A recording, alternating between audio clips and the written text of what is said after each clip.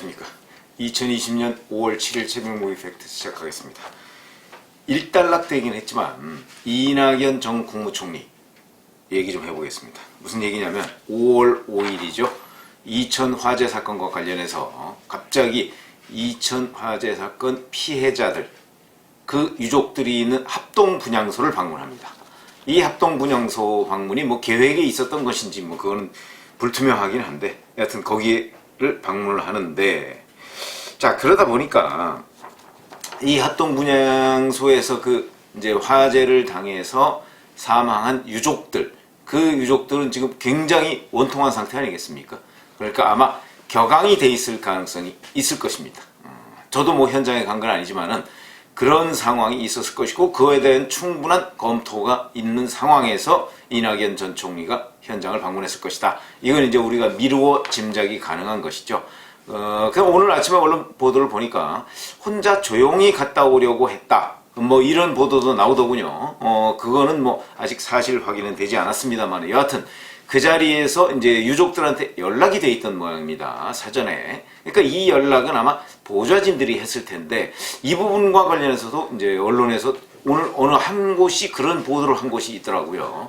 원래 혼자 조용히 갔다 오려고 해서 연락을 안 하고 그냥 가려고 했는데 보좌진들이 그걸 제대로 모르고 그런 상황을 모르고 언론사에 미리 연락을 했다는 것이죠.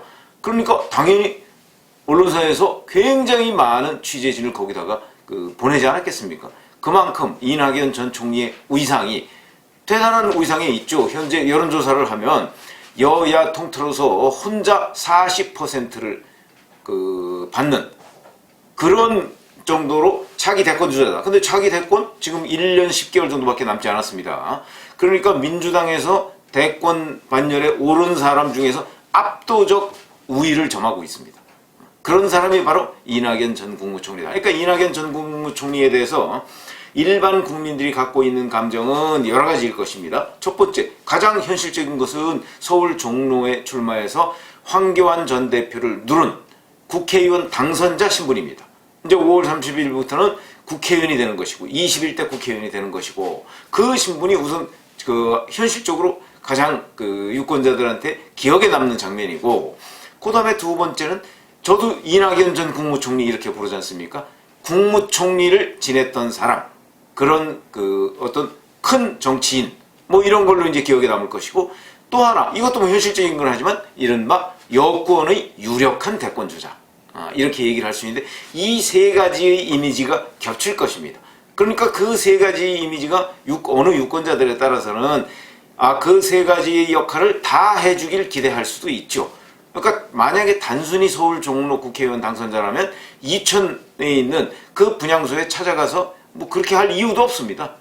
그렇기 때문에 아마 본인도 찾아갔을 때에는 나는 잠재적인 대권주자고 지금 유력한 여권의 대권주자이기 때문에 이천도 나의 지역구다, 이런 생각으로 찾아갔을 것입니다.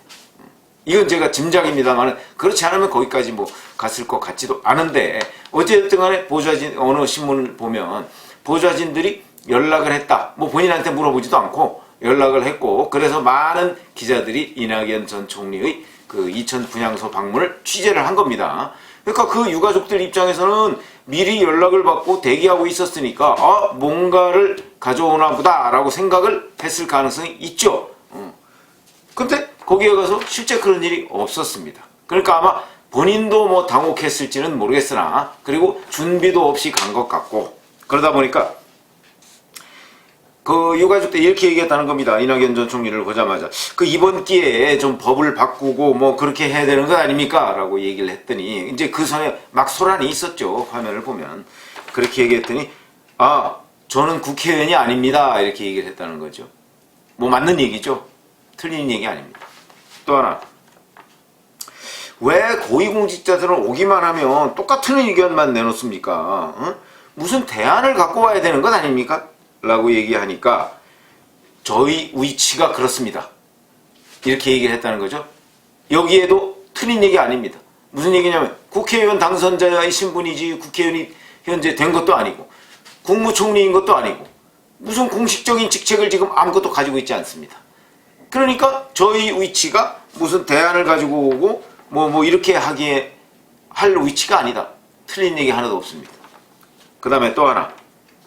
그러다 보니까 이제 유가족들 사이에서 아니 이렇게 그냥 와서 뭐 분양 참배만 하고 갈 것 같으면 뭐하러 왔느냐, 왜 왔느냐. 그러니까 거기에 대해서 또 이렇게 얘기했습니다.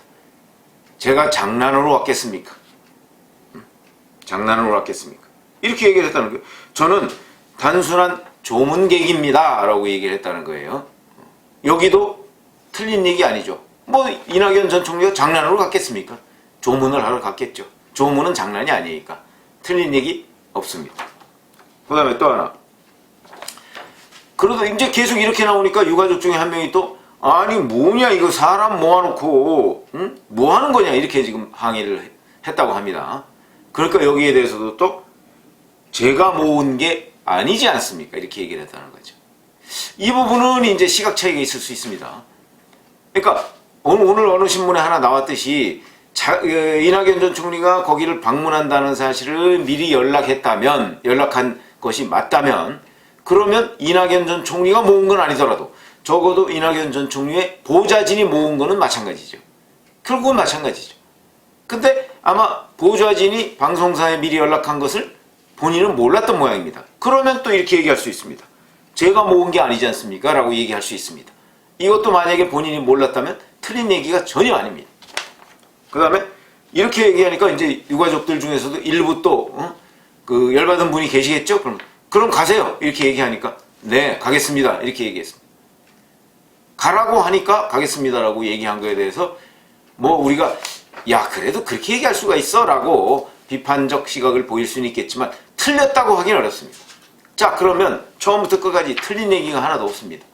그런데 왜 그러면 이 부분이 비판을 받을까요? 저는 이렇게 생각합니다. 이 부분은 바로 너무나 뭐 제 이 방송 이름이 팩트입니다만은 팩트의 중심에서 얘기를 한 겁니다. 이런 걸 우리가 흔히 싸가지가 없다 이렇게 얘기합니다. 무슨 얘기냐면 감수성이 없는 것이죠. 그 자리에 갔으면 적어도 그 화재를 당하고서 얼마나 그 젊은 나이에 때로는 아빠를 잃기도 하고 형님을 잃기도 하고 아들을 잃기도 한 그 유가족들에 대해서 적어도 우위로는 못할 망정 가서 뭐 이게 이렇다 저게 저렇다 따지러 간 건 아니지 않습니까? 왜 그러냐면 흔히 우리가 얘기하듯이 이낙연 전 총리를 사과의 정석, 우위로의 정석 이렇게 얘기합니다. 그런데 가만히 보니까 어제 장면은 5월 5일 장면은 완전히 달랐습니다. 왜 이럴까? 뭐가 이낙연 전 총리의 본래의 모습일까? 저도 그게 궁금해서 사실은 이낙연 전 총리하고 옛날에 같이 일했던 동아일보에 있을 때 같이 일했던 그 몇몇 분들하고 제가 통화를 해봤어요. 그 전부터 물론 얘기는 좀 듣고 있었지만 사실은 저는 이제 뭐 그 후에 국회의원도 하고 전남지사도 하고 뭐 일이 됐지 않습니까? 그러다 보니까 뭐 많이 변했겠지. 세월이 흘렀으니까. 뭐 저는 이제 사람은 그렇게 쉽게 변하는 게 아니다라는 그런 생각을 가지고 있긴 합니다만은 그래서 좀 몇 군데 전화를 해봤더니 기자 이낙연 또 과거의 국회의원 이낙연 이 모습을 자기는 이 이천 그 분향소 문답을 보고서 그대로 떠올렸다 이렇게 얘기하시는 분들이 많더군요. 이게 바로 이낙연 전 총리의 본 모습이다 이런 얘기죠. 원래 이렇다는 거죠. 원래가 누가 뭐라고 했을 때 그걸 따지려고 하고 질책하고 본인의 기준으로 그거를 문제 삼기도 하고 왜 그러냐면 예를 들어서 이제 데스크라는 기능이 있습니다. 언론에는 일선 기자들이 써오면 이제 차장급, 부장급들이 되게 그 기사를 가지고 이제 품평을 해서 이 기사를 어떻게 그대로 내보낼 것이냐, 고쳐서 내보낼 것이냐, 버릴 것이냐, 뭐 이런 것들을 결정을 하게 되죠. 그걸 데스크라고 합니다. 데스크에 앉아있으면 생각해보세요. 그걸 써온 사람들은 전부 다 자기보다 후배들입니다. 후배들이고 자기는 정치부장, 정치부 차장으로 앉아있지만 써온 기자들은 전부 다 정치부 기자, 그 중에는 뭐 수습 기자도 있고 뭐 초년병 기자도 있고 그렇습니다. 당연히 본인의 눈높이에 모자라겠죠. 그러면 모자랄 때 그 반응을 어떻게 보일 것인가 하는 부분이 선배들에 따라서 전부 다 다릅니다. 저도 그런 거 많이 당했죠.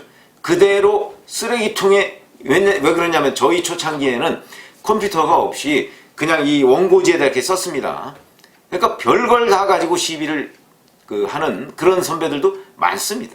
그대로 보는 앞에서 쓰레기통에 버리는 사람도 있는가 하면, 자, 이거밖에 못 쓰냐? 뭐 이렇게 얘기하는 그런 사람도 있고, 뭐 한데, 이낙연 전 총리, 이낙연 당시 데스크도 그런 그러니까 후배를 겨우 이거밖에 못 쓰냐 하는 식의 질책을 하는 그런 스타일에 가까웠다. 그 다음에 이런 스타일이 국회의원 이낙연 때도 변하지 않았다. 그런 얘기를 제가 몇 군데서 들었습니다. 그러니까 무슨 얘기냐면, 원래의 본 모습, 그러니까 우리가 사과의 정석, 위로의 정석이라고 했던 이낙연 전 총리의 모습은, 원래의 모습은 이천 분향소에서의 모습이 진면목이다. 그럼 그동안에 어찌된 일이냐? 그동안에는 다 이것저것 사전 준비를 해간 겁니다. 원래 정치인들은 그렇습니다. 정치인들은 어느 장소에 가면 그 자리에 가서 무슨 얘기를 할 것인가. 물론 이낙연 전 총리 같은 경우는 국회에 가서 총리 시절에 야당 의원들과 이리저리 얘기를 해가면서 왜 사이다 발언 얘기를 많이 했었습니다. 그 사이다 발언이라는 게 뭐냐면 시원하다는 뜻이거든요. 그러면 누가 시원할까? 그 사이다 발언이라고 했던 것들은 야당에서, 잘 아시다시피 야당에서 무리하게 트집 잡는 경우 꽤 많습니다. 그랬을 경우에 그걸 바로 이런 식으로 대받아치는 겁니다. 이런 의혹이 있지 않습니까? 라고 야당이 얘기하면 그거는 그냥 의혹 단계지, 의혹이 있으면 근거를 대보세요. 예를 들어서 이런 식으로 얘기하면 여당 입장에서는 사이다 발언이죠. 왜냐하면 의혹은 무슨 근거를 가지고 제기해야 되는 거 아니겠습니까? 그냥 이상하다 해서 제기하는 의혹은 그냥 본인의 개인적인 상상력이 발로이지 의혹이 아닙니다. 의혹이라고 하면 적어도 객관적으로 의혹이라는 것의 조건을 갖추는 정도, 그냥 본인이 생각해서 이상하다는 정도 가지고서는 우리가 언론에서 얘기하는 의혹의 단계, 의혹의 수준에 못 미칩니다. 저는 지금 일각에서 제기되고 있는 사전투표 조작 의혹도 이 단계라고 생각을 합니다. 이미 언론에서 보도할 정도의 의혹 단계까지 오지도 않았다.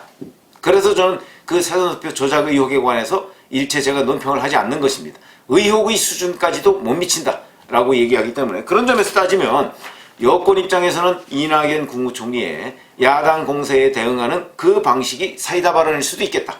또 기자들 입장에서도 일부는 사이다 발언일 수 있겠다. 그러나 문제는 그게 야당 의원이 제기하는 그 의혹에 대한 감수성, 인지 감수성까지도 감안한 그런 발언이라고 볼 수는 없는 것이죠.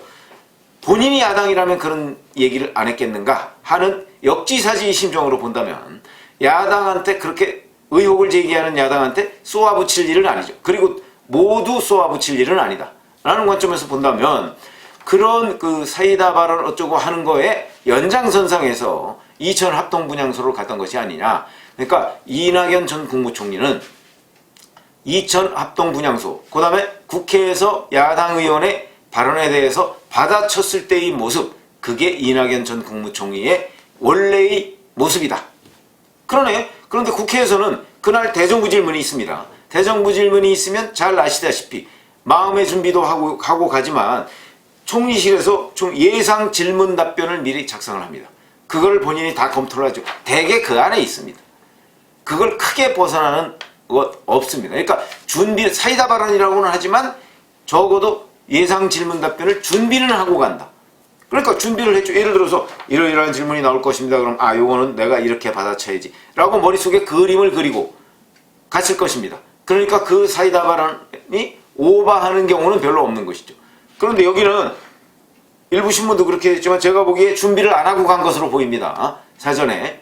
그러니까 본인은 언론사 카메라가 그렇게 많이 왔을 것이라고도 생각을 안 했던 것이죠. 그러다 보니까 본인의 원래의 진면목이 나온 것이다. 그러니까 이렇게 생각하시면 됩니다. 만약에 사전에 보좌진들이 준비를 해줘서 거기에 가서 이러이러한 게 나올 수 있습니다.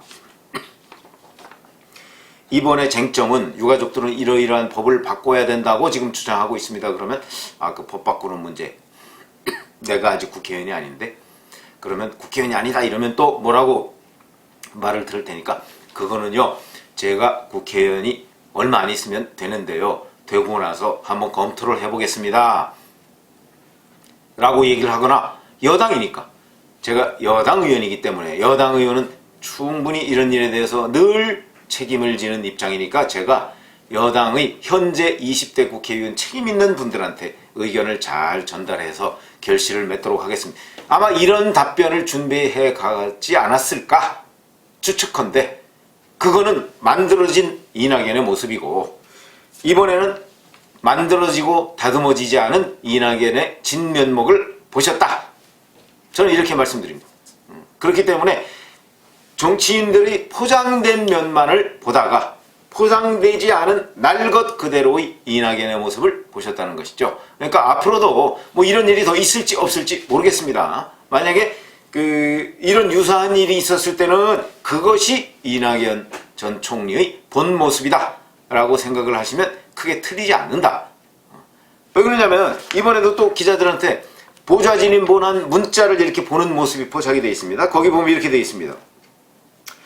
분향소를 다시 찾는 것은 잘못을 시인하는 것이고 그 다음에 야당 측에 밀려서 가는 그런 모양새가 되고 또 유족들의 격한 반응이 예상된다. 그러니까 분향소 다시 찾아가지 말라 이런 얘기입니다.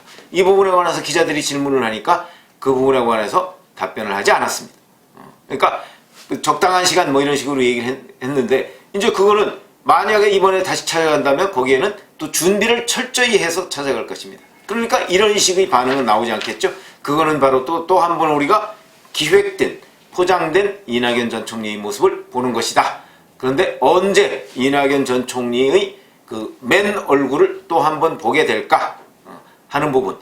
왜 그러냐면 이것이 바로 유권자들이 정치인을 검증해 나가는 과정입니다. 그렇지 않고 그냥 그 사람들의 포장된 모습만 보면 사안을 그르치기 십상이죠. 그러니까 맨 얼굴을 보고 그 사람에 대한 지지 여부를 평가해야 되는 것이 맞다. 오늘 그 말씀을 드렸습니다. 감사합니다.